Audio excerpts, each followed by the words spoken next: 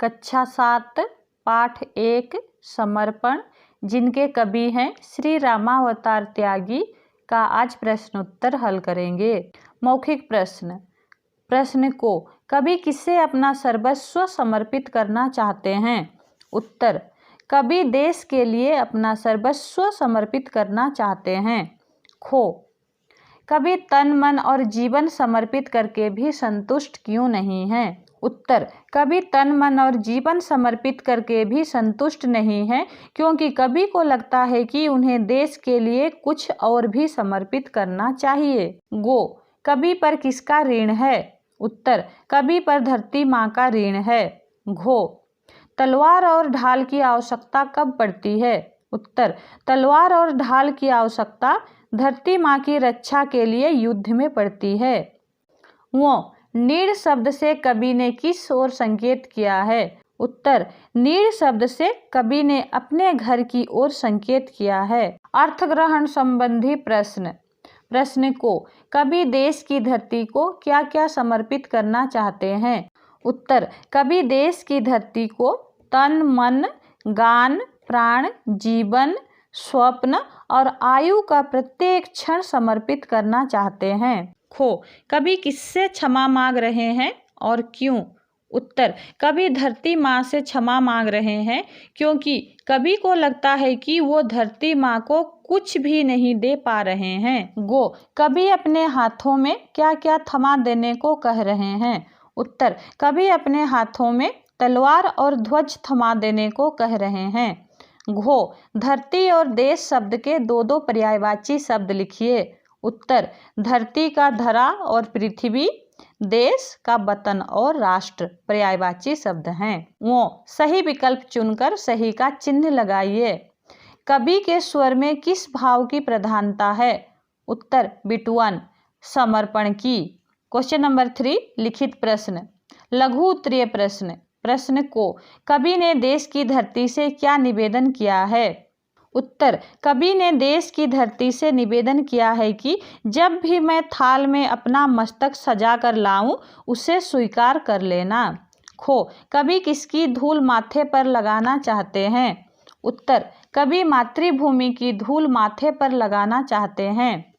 गो, कवि किसका आशीर्वाद चाहते हैं? उत्तर, कवि धरती माँ का आशीर्वाद चाहते हैं। घो, हाथों में तलवार लेकर तथा कमर पर ढाल बांधकर कवि कहाँ जा रहे हैं? उत्तर, हाथों में तलवार लेकर तथा कमर पर ढाल बांधकर कवि मातृभूमि की रक्षा के लिए बलिदान देने जा रहे हैं। वो, इस कविता के माध्यम से कवि क्या कहना चाहते हैं? उत्तर, इस कविता के माध्यम से कवि कहना चाहते हैं कि मातृभूमि के प्रति प्रत्येक व्यक्ति में समर्पण, त्याग और श्रद्धा की भावना होनी चाहिए। दीर्घ उत्तरीय प्रश्न। प्रश्न को कवि अपने समर्पण से संतुष्ट क्यों नहीं है? उत्तर, कवि अपने समर्पण से संतुष्ट नहीं है क्योंकि कवि ने मातृभूमि के लिए तन मन गान प्राण जीवन स्वप्न और आयु का प्रत्येक क्षण समर्पित करके भी कवि को ऐसा लगता है कि उन्हें देश के लिए कुछ और भी समर्पित करना चाहिए। खो, कवि थाल में सजाकर देश की धरती को क्या भेंट करना चाहते हैं? उत्तर, कवि थाल में सजाकर देश की धरती को अपना मस्तक भेंट करना चाहते हैं। गो, कवि अपने गांव और घर से मोह का बंधन क्यों तोड़ना चाहते हैं? उत्तर, कवि अपने गांव और अपने घर से मोह का बंधन तोड़ना चाहते हैं क्योंकि कवि को लगता है कि मोह माया में लिपटे रहने से देश की रक्षा नहीं की जा सकती है। घो, नीड़ का तृण तृण समर्पित कहकर कवि ने किस ओर संकेत किया है? उत्तर, नीड़ का तृण तृण समर्पित कहकर कवि ने अपने देश की ओर संकेत किया है।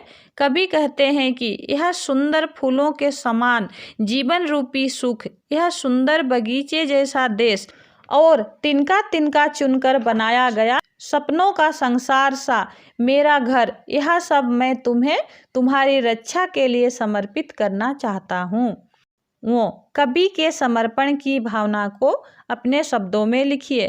उत्तर, कभी देश की धरती को माता के समान मानकर उनके अनगिनत उपकारों से उऋण होने के लिए अपना सर्वस्व उनके चरणों में समर्पित करना चाहते हैं। अपने जीवन रूपी सुख तथा उन सपनों को साकार करने के लिए मन में जितने प्रश्न उठे थे, उन सारे पलों को मातृभूमि के लिए समर्पण करना चाहते हैं। काव्य सौंदर्य, कविता से इस प्रकार का एक प्रयोग चुनकर लिखिए जो कि मानवीकरण अलंकार है। उत्तर, शीश पर आशीष की छाया घनेरी। यहाँ पर सिर के लिए अंधेरी छाया की बात कही गई है।